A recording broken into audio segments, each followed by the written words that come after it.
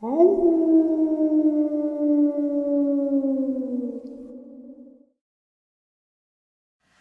and salutations, everyone. I hope everyone is doing well today. Today, I have an assortment of very interesting yet terrifying experiences to share with you.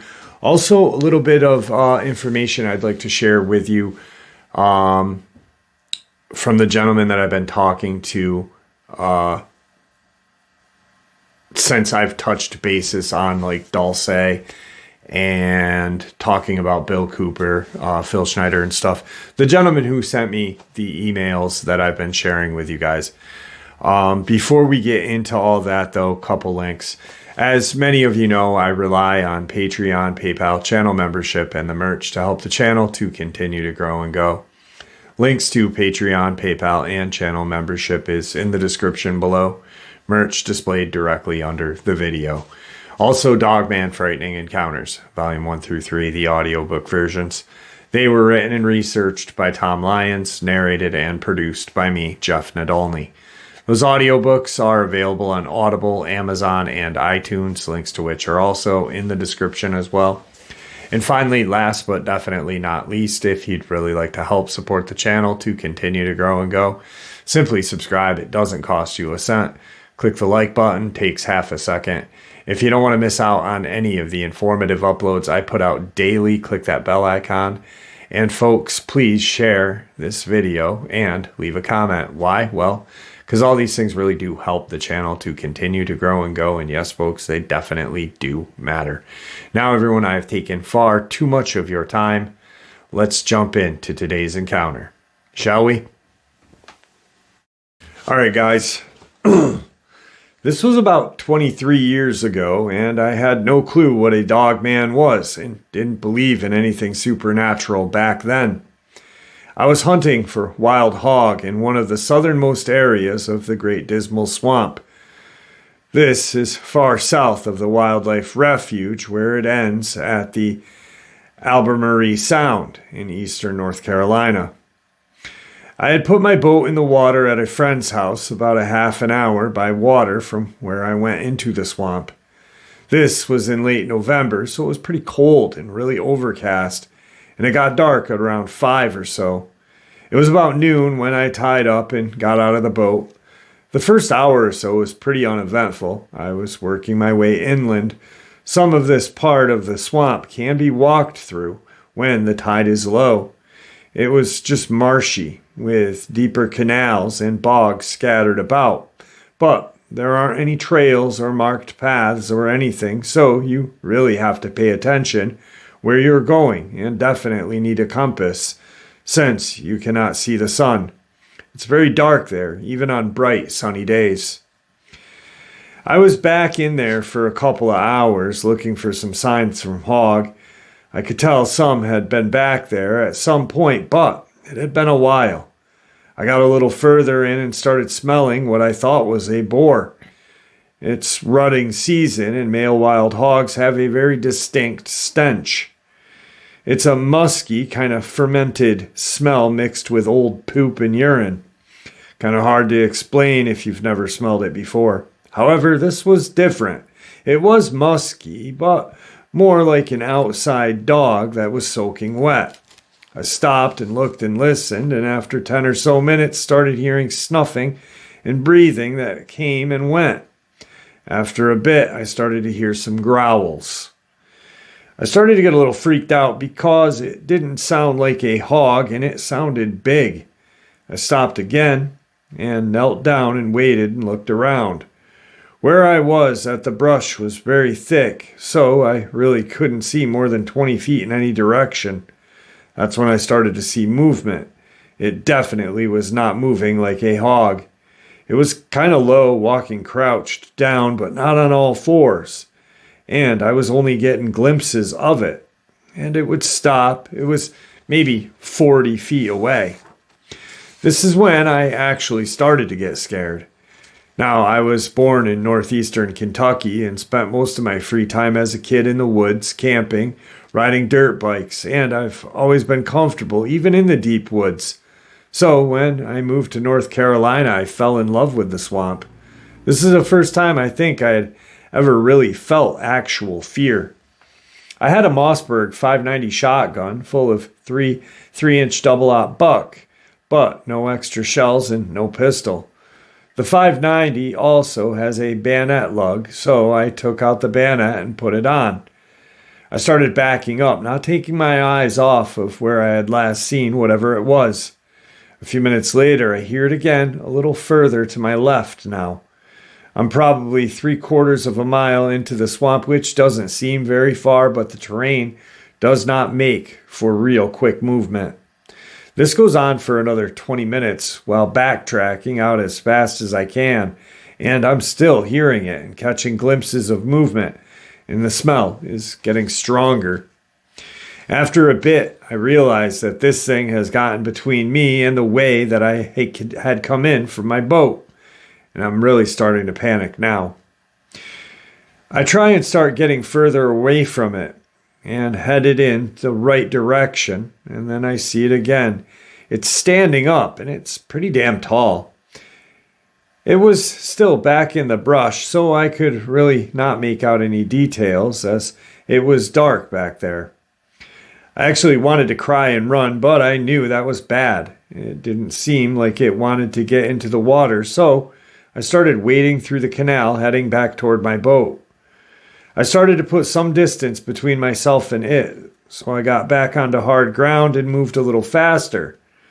But I can still hear it snuffing and growling and moving through the brush, but it's not that close anymore. I made it back to my boat, and I'm soaking wet and freezing, but thank God I made it out of there, and just in time as it was getting foggy and starting to drizzle. I had never been that scared in my life. I made it back to my buddy's house and told him what happened, and I can tell he knows something when I tell him where I went. He brings me in and gives me some hot coffee with a big slug of bourbon in it. When I calm down, he takes me to the other house out back of his property where his granddad lives. I'd met his granddad before, but he had always kind of been standoffish to me. I found out later that he just had real bad PTSD from Korea. And my buddy and his family had lived there since before the Civil War. I think his grandpa's great-granddad had been a slave around there, but that's another story for another day. I guess what I mean to say is his family has history in that area and knew that place a lot better than me. After I told his granddad what happened, he stood up and looked me in the eye and said, "Do not go back there. You're lucky you made it out. That's where the big dogs live." I left and went home and slept for about 18 hours. I tried to forget about that experience and started to believe I was just seeing crap and freaked myself out. I eventually forgotten all about it until a few years ago when a Dogman encounter video came up on my YouTube feed. I was curious what the hell a Dogman was, so I started listening to it. And the whole experience came flooding back. It was very similar to what happened to me. I started looking into it, and there have been other sightings and encounters in eastern North Carolina. That's my experience. I'm 44 now and still live in coastal North Carolina and haven't been back anywhere close to that area. I still hunt and love the outdoors and the swamp, but I don't go that far anymore. All right, guys. So in that area, the Great Dismal Swamp, I've shared an experience a couple months back, actually, about a helicopter that had crashed out there. And apparently it had 2 canine-like cryptids on it. But the history of the Great Dismal Swamp and what he had mentioned, his friend's family living there for centuries, and his great-granddad's granddad possibly had been a slave. Well, the Great Dismal Swamp has a lot of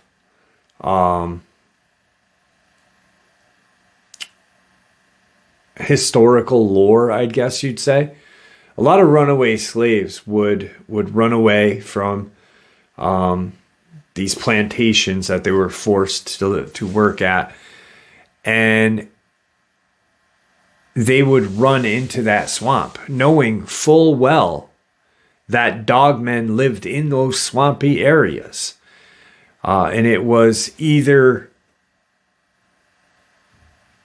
going back and facing the plantation owner, and which was certain death or abuse, or going and possibly getting freedom and quite possibly running into these creatures. But it just goes to show that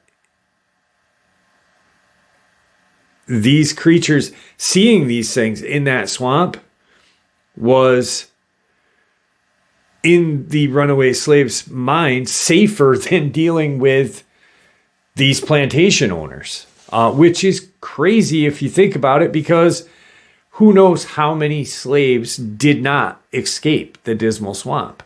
Obviously, some did, because the tales of these creatures running through the swamp chasing slaves and such had existed, and it's still, if you look it up, you can actually find like some old articles of old tales of dogmen, werewolves, and the Great Dismal Swamp and slaves. It's pretty interesting that in the plantation owners would not go into that swampy area. They'd stop right there where it began, and they'd leave because they knew that either they got their freedom or they were dead. But we are not going in there after them. Really quick, I just wanted to look it up.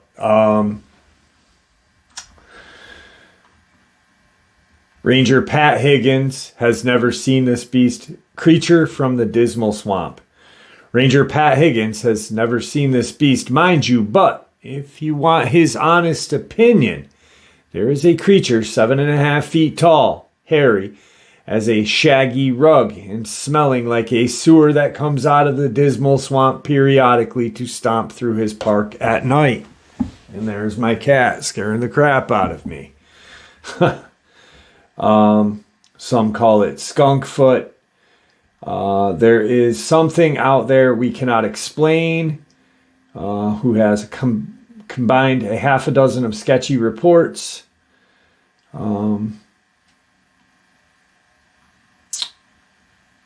We get all kinds of calls. Lorraine Day, one of the 4 rangers assigned to the 760-acre park. We get thrill seekers as well. Ones who can say we still bring Boy Scouts to camp there.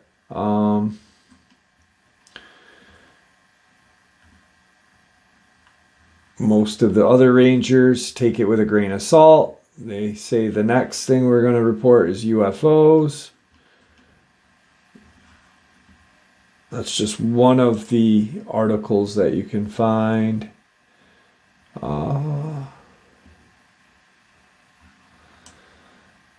me check really quick. But if you do type in the Great Dismal Swamp, it does talk about these slaves running for fear. I think this is it right here. The nuisance of the Dismal Wolfman. The fearsome Dismal Swamp on the border of Virginia and North Carolina, already a fearsome place, but here a Great Dismal Swamp, and that's the real name. British colonialists thought it was a bit dismal, so the name simply stuck. I might do something similar to mess with future people if I ever get to name something. The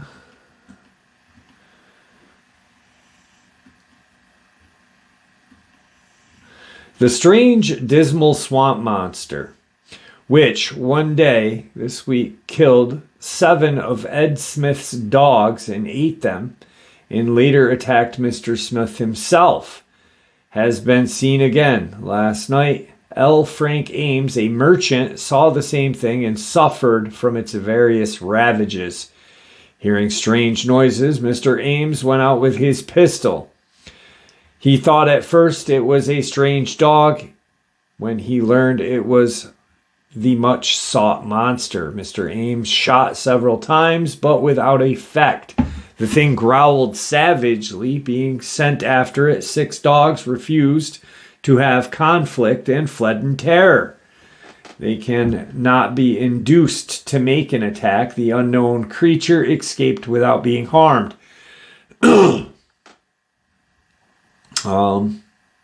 Afterwards, it appeared at the home of Mr. Henry Jordan and sat defiantly on a covered wall.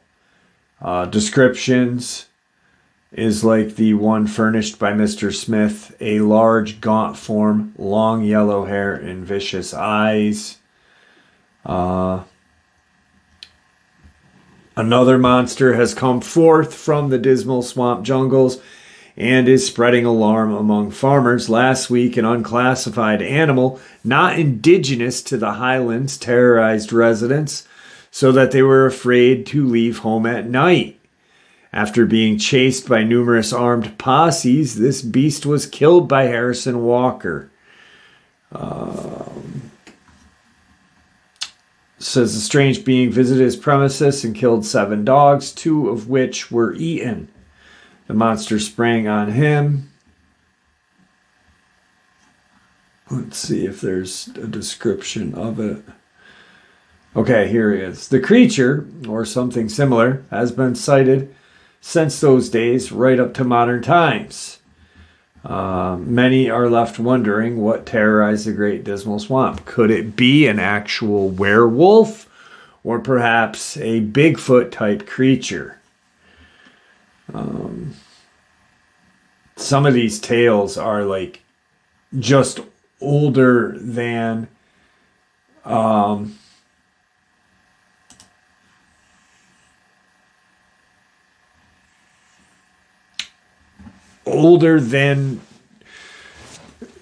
times of slavery. You know, British colonialists saw these things.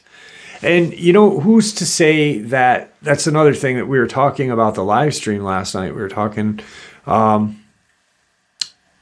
talking about cryptids. The live stream, we talk about everything. We have a lot of fun. If you've not been to a live stream, I encourage you guys to have come out and have fun with us. But someone had brought up the Roanoke colony. Now, the Dismal Swamp is literally on the border of North Carolina, Virginia. And if this creature roamed that forest at that time, it wouldn't be too much to think that it ran into this colony, you know? Who knows? But slaves used to have old tales about this werewolf-like creature. So yeah, the Great Dismal Swamp is a I hate that word hot spot, but yeah, I guess it would be a hot spot. Shit, guys, just as I was turning my computer off, I found this. Let me switch this camera real quick. Lost colony enthusiasts discover a few clues in the swamp. Wow, this upload has just gone a different direction than I thought it was going to go. Great Dismal Swamp of North Carolina and Virginia. After trudging for 2 hours through thick vegetation to a blurry mark found on Google Earth, George Ray started making up a song. If you are lost, I'll find you tomorrow. He sang in a thick southern drawl. Or perhaps he'll find you 4 centuries later. Ray is one of many amateur archaeologists entranced by the lost colony, the 117 English settlers who disappeared from North Carolina Outer Banks in the late 1500s, leaving a single clue to their fate. In all the years since, no one has found much of anything else.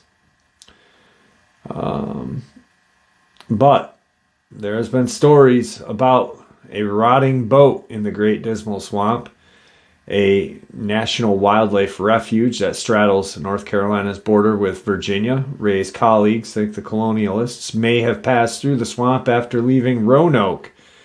They studied satellite images until they found something that looked like a boat.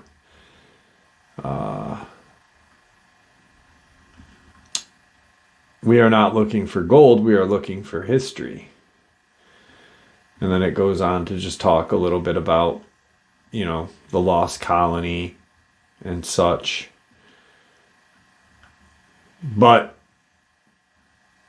I believe Croatoan was the word that they had carved on a tree. They had carved Crow, C-R-O, but at the colony or the fort at Roanoke, they had carved Croatoan. Croatoan is a Native American tribe that was there back in the day. But interestingly enough, Croatoan was a small Native American ethnic group living in the coastal areas of what is now North Carolina. They may have been a branch of larger Roanoke people or allied with them. They spoke Algonquin, which I'm part Mohawk, and I know that we have our own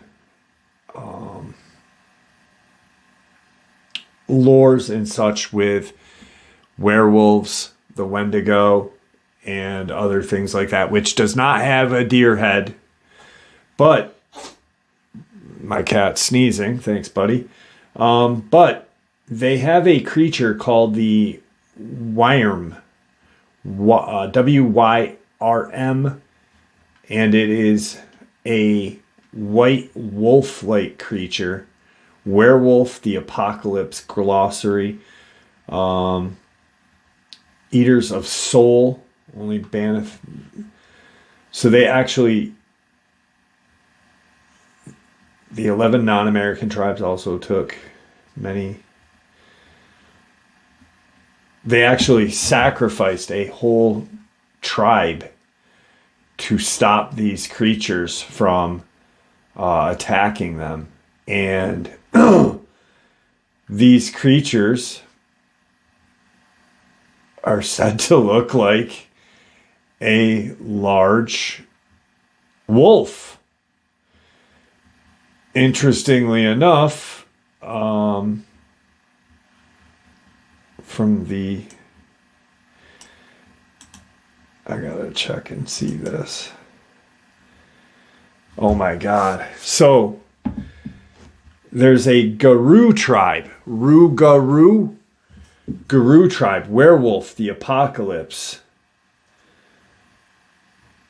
And this is really interesting. I did not think my upload was going to go like this.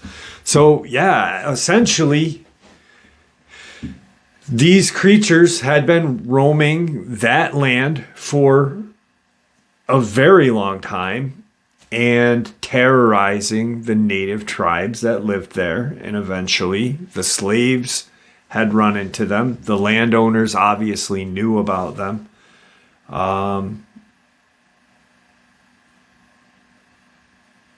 So yeah, wow.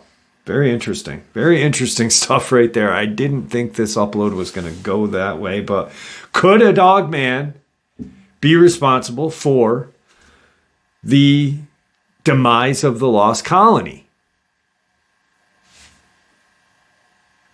Makes sense.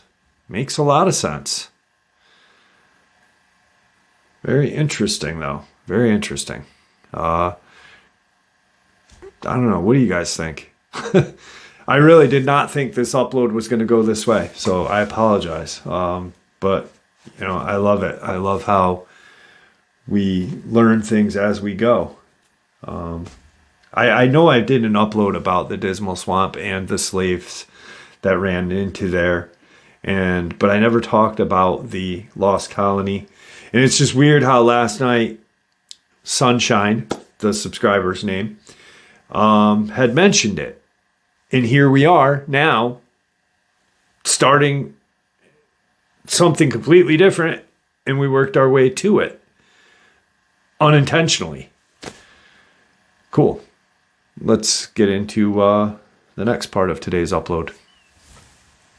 So I said that I was going to share a little bit of that information that the gentleman shared with me about what these DUMBs, deep underground military bases, informants have mentioned underground tunnels and facilities in New Mexico at Dulce, Sunspot, Datil, Corona, Teos, which we were just talking about last night. I had asked about Teos and that vibrating sound people claim to hear. Albuquerque, Arizona in the Santa Catalina Mountains, Colorado at Delta, Grand Mesa, Colorado Springs, California, Needles, Edward Air Force Base, Fort Irwin, Norton Air Force Base, and Morongo Valley. Obviously, the Tehachapi Mountains, Nevada, Blue Diamond, Nels Air Force Base, Groom Lake, Papos Lake area, Quartzite Mountain, and Tonopah. So those are some military bases under those areas, just within. What would that be? The Four Corners? That'd be the Four Corners, wouldn't it? I believe so. So there's another connection of the weirdness, that high strangeness. Like, I truly believe that in Utah, close by Skinwalker Ranch, there is a underground base there. And I really think that that's a big reason why all that high strangeness happens there. I'm going to have to go through this email and go a little deeper in it. It's a very, I print everything out this guy sends me, and it's we're talking pages. I know it doesn't seem like a lot, but there's a good chunk of pages right there. But he was also talking to me recently about some of these super soldier programs, and when you think of these super soldiers, the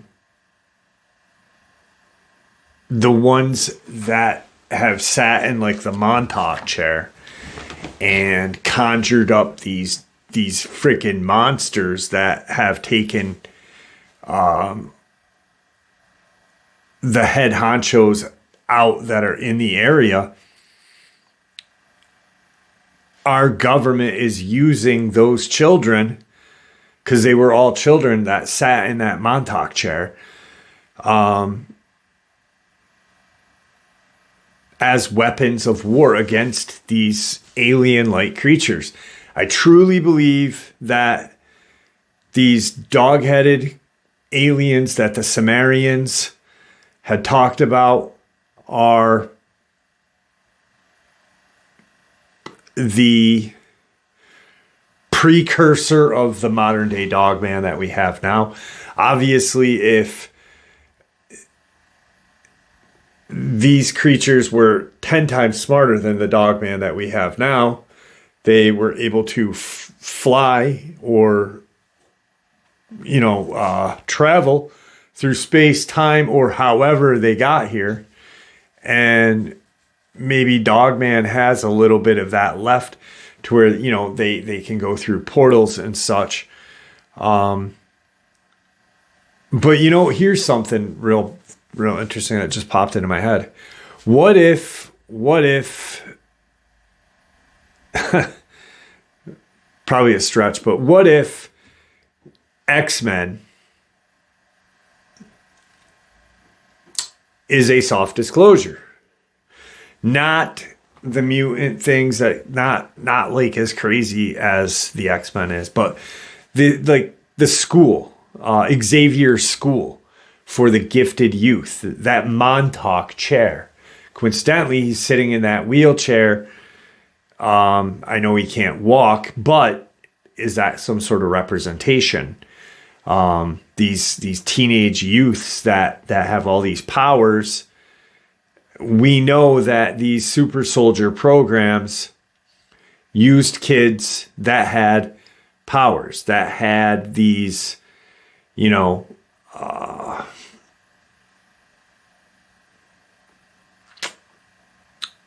I guess almost supernatural kind of aura to them. I don't know. Yeah. So anyway, I did not think this upload was going to go that way. I'm kind of caught off guard with that whole Dismal Swamp thing, because I wasn't going to go that way with it. I actually had one other experience that I was going to share, but it sounded a little far-fetched for me. But then I thought of another encounter that's in one of Tom Lyons' books. And not saying that is a far-fetched experience, but it almost didn't fit into... Here, I'll share it right now. A dog person like encounter. And I'll explain after. I had this encounter when I was around 5 years old. I was living with my mom in an apartment in Tucson, Arizona. My mom worked as a waitress to pay the bills, provide a roof over my head, and food in the refrigerator. She worked nights, and even though I was young, she gave me the responsibility of getting myself ready for bed. One August night during a full moon, I lie awake in my bed. The window was open in order to cool off the room. I'm not sure what had stirred me, but as I lie in bed, I looked around my bedroom. The light from the moon lit up the entire room. I could see everything clearly and was just looking around the room when I happened to notice the vent above my bedroom door. Just a standard vent for air, nothing special, but while I was looking at it, a thick black smoke issued slowly out of it. It rolled out of the vent and toward the floor in front of the door. While I watched it, it took form. It became a woman's old-fashioned style dress. It had a bodance and a bell shape. The shoulders were puffed out and the waist was thin where the bell went out to the floor. It was black with white flowered pattern on it, like the old Victorian style dresses. It went all the way high on the neck. The head was not a human one. It looked like a black German shepherd. It was panting and facing the right. As I watched it, it slowly turned its gaze towards me. Still panting, I saw its eyes catching the reflection in the moon. I screamed in horror and rushed toward the light switch. That was to the left of the door. After turning on the lights, it became a thick black smoke again and issued back into the vent. It took several seconds for it to disappear into the vent after I had turned the lights on. I never saw anything like it again and refused to sleep with the lights off for many years. So the one experience that reminds me of is the lady who had, I think it was Ohio. She had rented a kind of a summer house, and she was only there for like a couple weeks. But she looks out the window. She hears this ruckus and looks out the window and sees this Dogman clawing at the foundation of the house, right? And she's freaked out. She's scared. Goes on a couple days. She calls somebody. They come. She sees it outside as the person that's coming to look at the house to check on her is pulling in the driveway. So she immediately kind of rushes out and gets him inside quickly. They don't see it. The thing's gone, but there is a hole dug where this thing was, so it's obvious some physical proof, and scratches. So he leaves, and she eventually decides, hey, I'm going to leave the next morning of. And she hears ticking of the claws or nails on the floor into her room, and she sees this. She wakes up, and this Dogman kind of entity is in her room staring at her.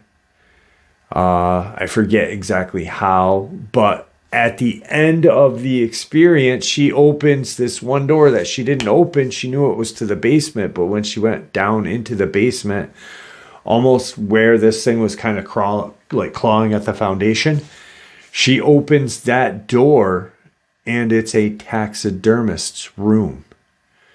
So the guy who owned this cabin was a taxidermist.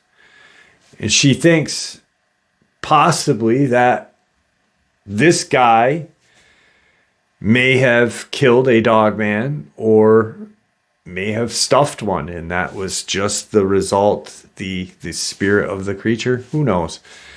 I don't know. I honestly did not expect today's upload to turn out like this, guys. I apologize if you didn't like it. I liked it. I thought it was pretty cool. We went to sharing an experience to, holy cow, there is a connection here. And wow, there may be a connection to the Great Dismal Swamp Dogmen, to the lost colony of Roanoke.